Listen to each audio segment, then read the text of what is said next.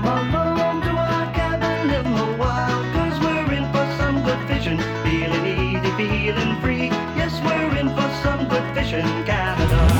The Rocky Mountains to the Maritimes, set your reel and cast your line. Come on, let's go fishing, Canada. River, creek, lake or stream, and everywhere in between. Come on, let's go fishing, Canada. The Fishing Canada Show is brought to you in part by MyOutdoorTV.com, outdoor television on the internet. Stearns, the life jacket experts. The Rocket Fishing Rod. And RadioWorld.ca.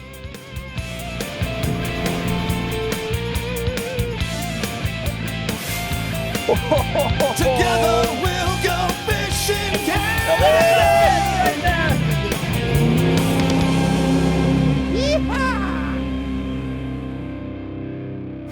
Over the years, I've experienced pretty much everything one could expect from the outdoors. I've caught just about every species of fish that swims, have walked on pretty much every continent, and had close encounters with a vast variety of wildlife.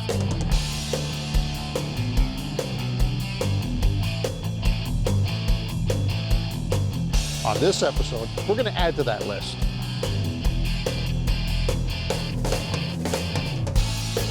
Catching fish for a living is a pretty good gig, but for me, the best part is the travel.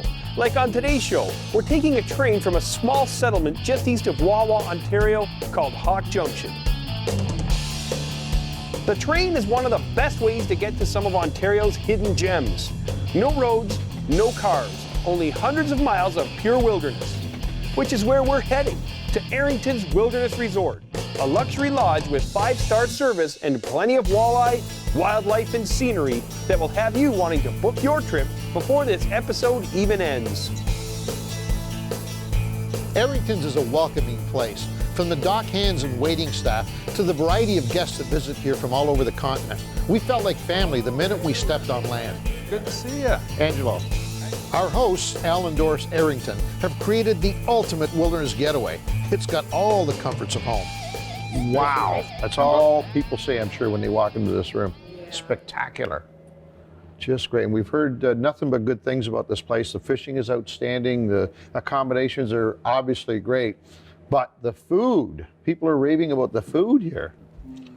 We don't like to people go hungry, actually. We like people enjoy their food. Okay, I have to tell you a little something. I've been on a diet for a while, so I got to go easy on the food here. That might, well, we'll see what we can do. That might be a problem up here. I always have a problem, believe me. So we're going to be fishing mostly for walleye and pike, early in the season, obviously. How is it this time of year? This is the best walleye time. This is lots of action for walleyes, just numbers. Lots to eat, and just you can catch walleyes basically all day. On the way in, when we were coming in, you notice there's a lot of points and humps and shoals and stuff. Obviously, it's the regular walleye fishing, just find a rock. And I think it's superior, actually. We've got really great walleye habitat here. I mean, it's a very sheltered lake because of all the islands and bays and stuff like that. And we have lots of reefs, sandbars, creeks coming in. It's just like fantastic walleye habitat. My family bought this resort as basically a very run-down bunch of shacks back in 1975. It was pretty tough the first few years. My dad was an iron worker. He kept ironworking in the winters to keep things going for the first few years. He always had the dream of just having a place where he could hunt and fish whenever he wanted to and make money at the same time. We found out very quickly is that this is a lot of work and you don't fish when you're doing it. So.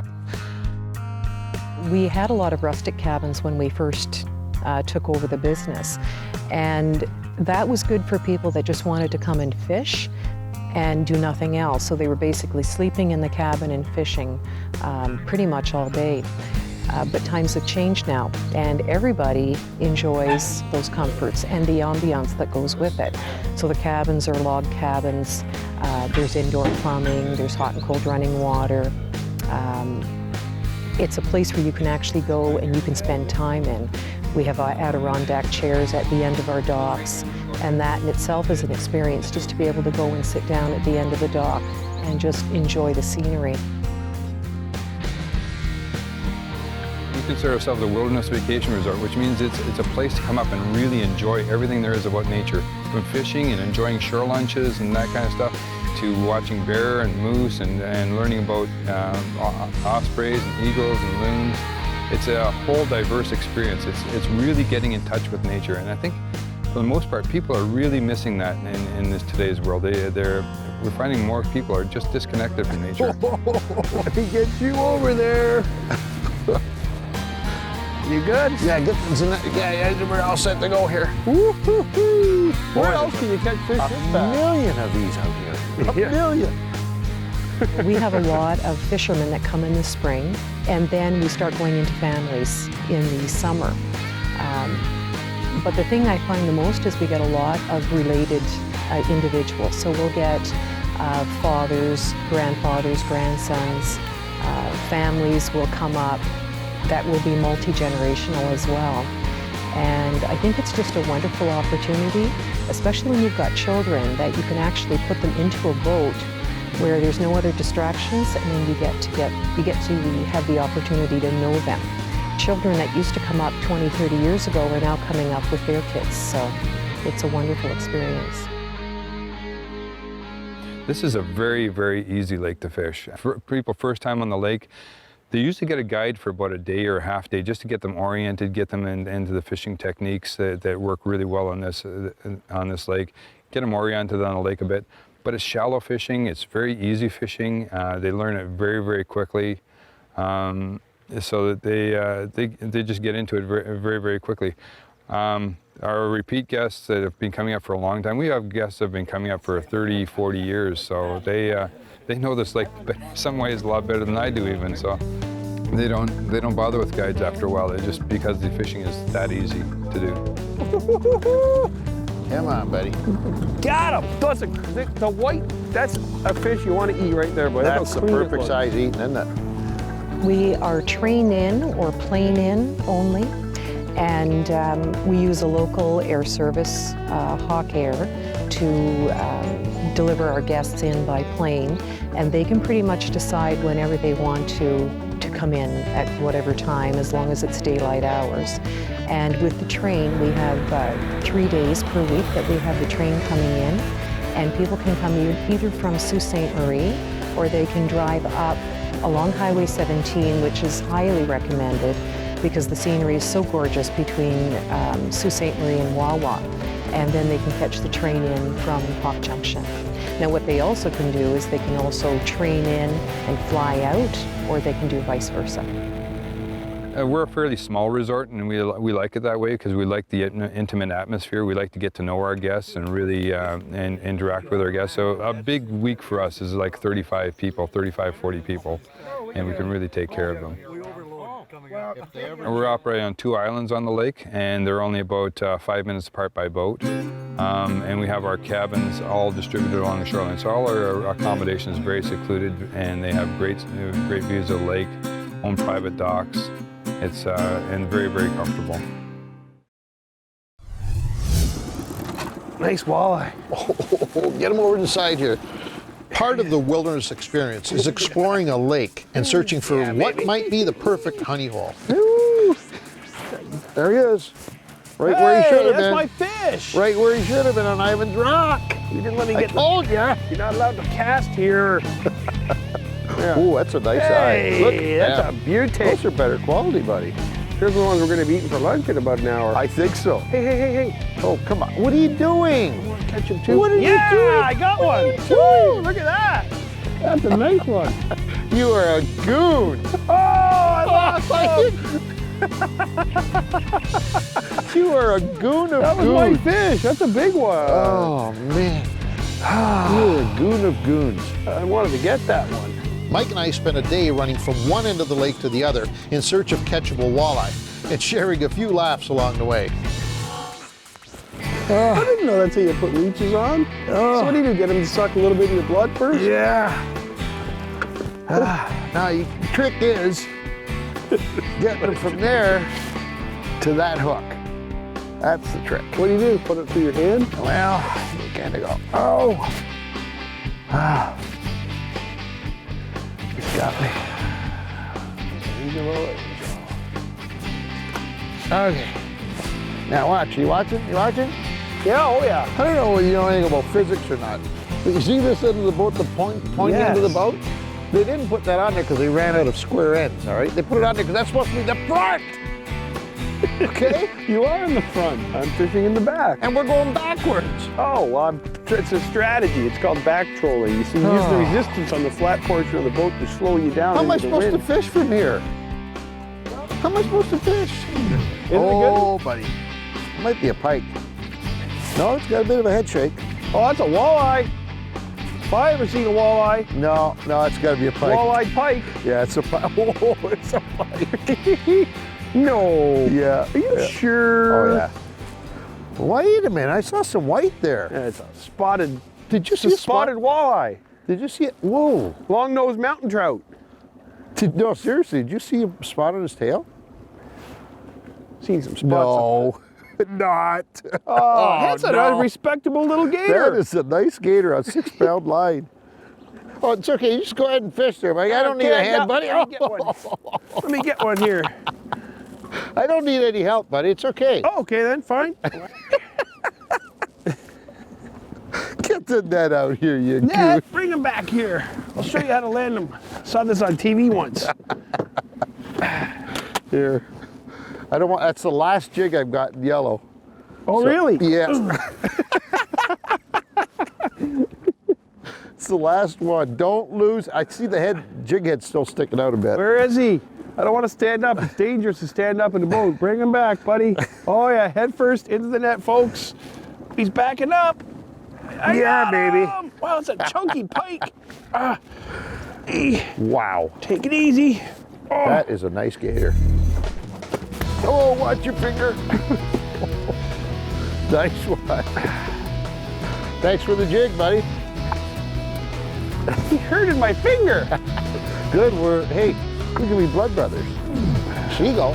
We're gonna be coming at you. Oh, I thought he was coming at me. Look at that, I got a fish right in the rocks. No way. Any size? Not a bad little Walter. I got your lunch right here. Wow, I've never seen that. Have you ever seen a gull nest? No. I've never. That's a first. Well, usually I thought they were up on cliffs, but I guess that could be considered a cliff. That is a first, man. Look at that. Look how deep this fish ate that jig. Don't try this at home, folks. He's a trained professional. Every one of these fish is snapping that bait and I'm catching them in the front lip. They're twins, triplets, quadruplets. Good old pickerels. People at home be going crazy watching this show. Why aren't they keeping some of those to eat? Wait do you see the shore lunch we have? Not your traditional one, I tell you that. Once Ange and I figured out what the walleye were doing on the lake, it was pretty much child's play. They're a beauty fish, though, huh? Awesome. We would use the wind to our advantage, back trolling and drifting across points that had huge boulders. We would simply cast our jigs to the backside of rocks and get slammed by aggressive walleye and the odd whitefish. Now I got you figured out. As soon as you cast that, whoa! Now I got There you you figured go. out. There Oh, that's you go. nice. Oh, that's a nice one. That's the monster, boys. Boy, you might want to put a net under that Yeah. beaker. There's another one. Double header, brother. Found it. There's sticks in We there. found it. I got a good one on in. Have you got Oh yeah, that's a nice. Look at the size of this thing. Oh, these are great. Look at them wallow. Look at that. You want the net, buddy? No, Nope. that's not net worthy yet. Double header. Just like that. Back to back. Look at this thing, Mikey. Look at his.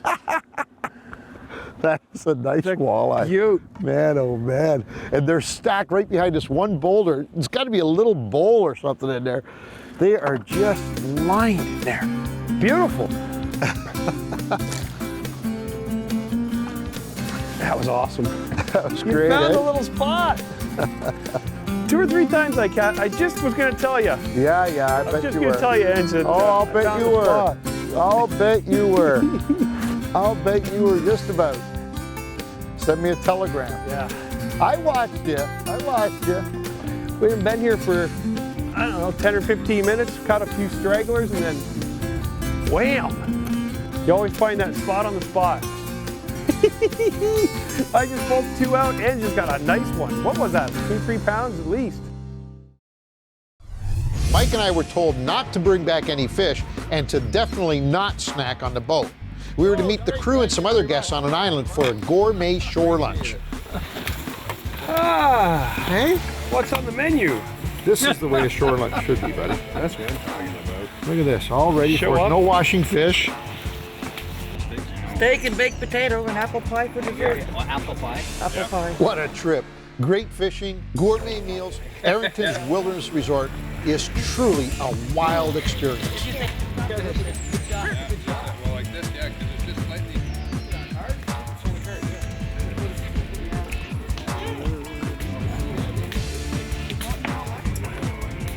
Yeah, it wasn't very good. Yeah, I forget the name of the place that stops at there. Wow. So they came Now- quite away. No, it doesn't get any better than that, boys. It just does not exist. Nope. Let me tell you. Pass it around. Talk about a feast. That was one of the most memorable lunches I could recall in a long time. And the overwhelming temptation to head back to the lodge and take a nap was creeping in. However, after lunch, we were promised that we would get the royal tour of the lake and be witness to one of the most surreal wilderness encounters either of us has ever had. We were going to have dessert with black bears. I hope they didn't mean be dessert. Now, what are they eating? They're picking through the stuff. They seem to be very selective. They're looking for the sugary stuff like carrots and stuff like that. They like potatoes. They also like the fattier fish. Actually, every once in a while, somebody will bring in a sucker and we'll leave it. And they love the suckers. This keeps the attraction off our island and over here. So, And a great way to get rid of waste. Yep. You know, I mean, think about it. In the cities, we've got this whole ecosystem set up where we're disposing of our compostable products in one bag. And here's the way to do it. Well, I call them black bear composters. I mean, if I could sell it somewhere. No kidding. This was too much. Standing inches away from a black bear and her cubs while they dined on rations from the camp's kitchen. Now keep in mind, this is not offered to regular guests. Viewing and photography is encouraged only by boat. Now, do you ever get any aggressive males coming into an area like this, or is it pretty much mom and the kids? Pretty much, the males, they kind of wander through. The females will stay in one area, so we get to know them. The males will wander through. We had a big male here a couple days ago. I'd like to see him again, actually. But well, maybe not. he's twice as big as she is. Wow. What a great idea. So all your garbage, all the food waste, all the food waste gets consumed by the bears. That is fantastic. And it keeps them away from camp, you were saying as well. We have no smell because we take it out every day from the whole resort. We have no smell over at the resort to attract the bears over there. So. Wow. And even if they do, I mean, they'll occasionally come over to the island, but they don't find any food, so they won't come back. Could we show the audience exactly what the deterrent is? It's a rake. This is the best bear intimidation tool I've ever found. Actually, is a nice big leaf rake. It's got a few. This one's getting worn out a bit. I've hit bears a few times with this one, so they've never chewed on it though. Actually, that's not where the teeth are missing. It's just that it's starting to get worn out from scraping. But it's a very intimidating thing for black bear. These rakes. So plus, actually, you got to have attitude too. Isn't that crazy? What a great way to break up your fishing day to come out here and check these things. Great. How long have you been doing it? Oh, I don't know actually. It's got to be 10, 12, more than that actually. Probably 15 years or so actually we started doing this. Well, I think we better give them the rest of the food and let them do their thing. This is fantastic. I really appreciate you sharing this with us, No man. problem. I have a pleasure doing it. Wants the good stuff. Yeah, she wants the good stuff. Fishin' Canada Hotspots, the ultimate fishing guide presents Getting There. Today's hotspot is a rock pile called Castle Rock. Deep water surrounds it, and walleye lurk in the dark crevices, waiting for an easy meal. Live bait is a sure bet, but try casting crankbaits over the top when the wind is blowing. For more hot spots like this one, check out our website. To get to Errington's, we took Highway 400 north to 69 north and then took Highway 17 northwest to Wawa. From there, we headed northeast on 101 and then north to 547 to Hawk Junction, where we boarded the Algoma train that took us to the landing at Lake Wabatongushi. Visit fishincanada.com for more details. Fish in Canada was brought to you in part by Coleman, the outdoor company. Muskol, serious bug protection. Prince Craft Boats, the more you know, the better we look. And Mercury, #1 on the water. Closed captioning provided by Ontario Tourism. Go fish in Ontario.com. For more Fish in Canada, visit fishincanada.com.